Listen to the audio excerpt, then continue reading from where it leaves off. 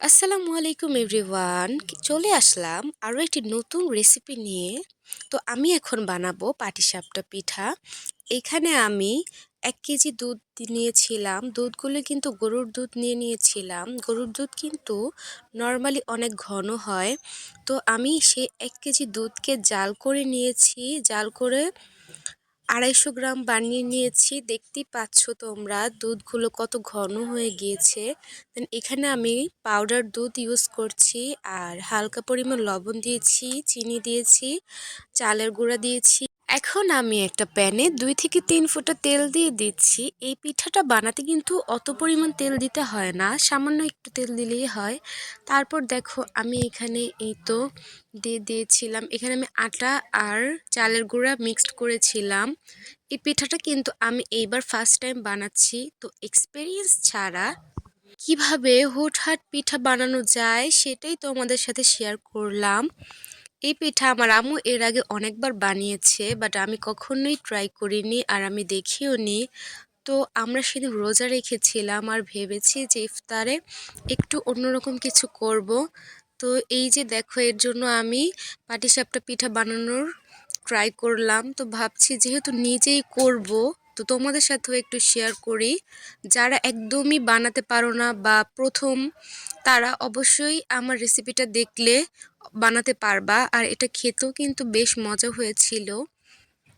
দেখতে পাচ্ছ কি সুন্দর হয়ে গিয়েছে। প্রথমবার একটু তেল দিলেই হয়, তারপর আর তেলের প্রয়োজন হয় না। তারপর দেখো আমি আরেকটি প্যানে নিয়েছি দুধ। দুধগুলোকে আমি জাল করে নিয়েছিলাম অনেকক্ষণ। তারপর আমি এখানে এলাচ, তেজপাতা, চিনি দিয়ে দিচ্ছি। তারপর এখানে দেখো আমার আম্মু সেউ পিঠা বানাচ্ছিল। খুব তাড়াতাড়ি করছিলাম যেহেতু আমরা ইফতারে করব। তো সেই জন্য দেখো খুব সুন্দর করে পিঠাগুলো বানিয়ে নিচ্ছিলাম।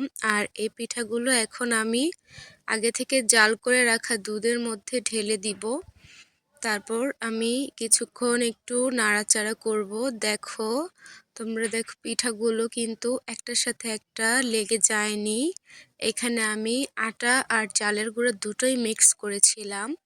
তারপর দেখো এই যে কি সুন্দর, এত সুন্দর একটা স্মেল আসছিল, জাস্ট অসাম। কারণ এটা গরুর দুধ ছিল তো এই জন্য। তো গ্রামে আছি আর শীতকাল যেহেতু, পিঠা না খেলে কি হয়। আর গ্রামে অনেক তাড়াতাড়ি শীত আসে আর শীত যায় অনেক দেরিতে। ঢাকার তুলনায় এখানে অনেক বেশি শীত পড়েছে। তো সেই জন্যই প্রতিদিনই ইচ্ছে করে কিছু না কিছু পিঠা বানিয়ে খাই। তো যেহেতু আমরা খাচ্ছিলাম, তো তোমাদের সাথেও শেয়ার করলাম। ভালো লাগলে অবশ্যই ভিডিওটাতে লাইক, কমেন্ট, শেয়ার করে দিবা। আর এরকম নতুন নতুন রেসিপি পেতে হলে অবশ্যই আমার চ্যানেলটাকে সাবস্ক্রাইব করে দিবা। যেহেতু আমরা নতুন কন্টেন্ট ক্রিয়েটর, সেরকমভাবে কন্টেন্ট ক্রিয়েট করতে পারি না। তোমরা যদি হেল্প করো তাহলে তো অবশ্যই পারবো, আর কোনো বাধাই থাকবে না। এই তো পাটিসাপটা পিঠাগুলো। তো দেখা হচ্ছে নেক্সট ভিডিওতে। ততক্ষণের জন্য আল্লাহ হাফেজ।